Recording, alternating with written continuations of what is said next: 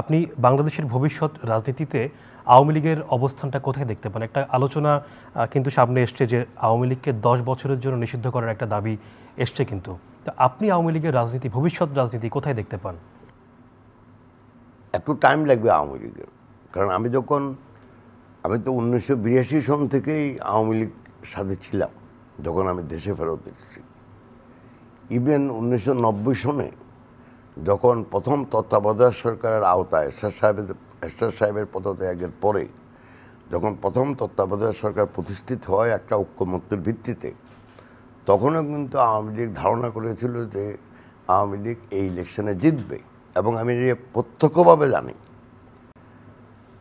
কিন্তু আওয়ামী লীগ জিতে নাই, বরং অনেক কম সংখ্যক সিট পেয়েছে, মাত্র 78 কি 79 সিট পেয়েছে। আর বিএনপি 146 বা 147 সিট পেয়ে সরকার গঠন করছে। তো আপনি বুঝতেই পারেন যে 1975 সনে জনগণের মনোজগতে যে প্রতিক্রিয়া সৃষ্টি হয়েছিল আওয়ামী লীগের ব্যাপারে, সেটা কিন্তু 1990 সনেও কেটে যায়নি।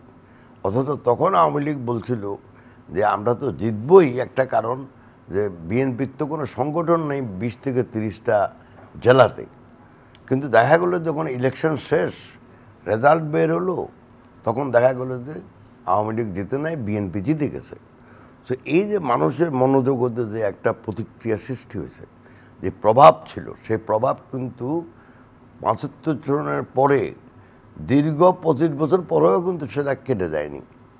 কিন্তু এবারও তাই হতে পারে। মানুষের তো সেজন্য একটি আলোচনা সামনে এসছে যে যতবার দেশে গণ অভ্যুত্থান হয়েছে তার সুফল বিএনপি পেয়েছে। এবারও কি আপনার মনে হয় বিএনপি পাবে?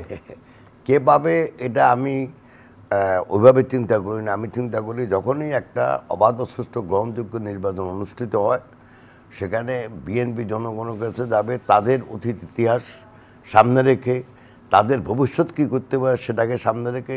সেখানে জনগণ যদি ভোট দেয় তাহলে বিএনপি সরকার গঠন করবে। কিন্তু প্রকৃতপক্ষে আমি উদার গণতান্ত্রিক দলে গণতন্ত্রে বিশ্বাস করি বিদায় কে জিতে কে হারে এটা আমার জন্য ইম্পর্টেন্ট না। আমি চাই আমার দল জিতুক, কিন্তু জনগণ যদি ভোট দেয় তাহলে এটা ঠিক আছে। জনগণ যদি আমাদেরকে ভোট না দেয়, অন্য দলকে সংখ্যাগরিষ্ঠ দেয় সংসদে, তাহলে আমার তো এখানে কিছু বলার না। এই যে নিষিদ্ধ করার কথাটা, এটা কিন্তু আমি মনে করি একটা রাজনৈতিক দল অনেকটা ব্যবসার মতো। এটা নৈতিকও না অনৈতিকও না। রাজনৈতিক দলকে নিষিদ্ধ করার তো কোনো প্রয়োজন নেই।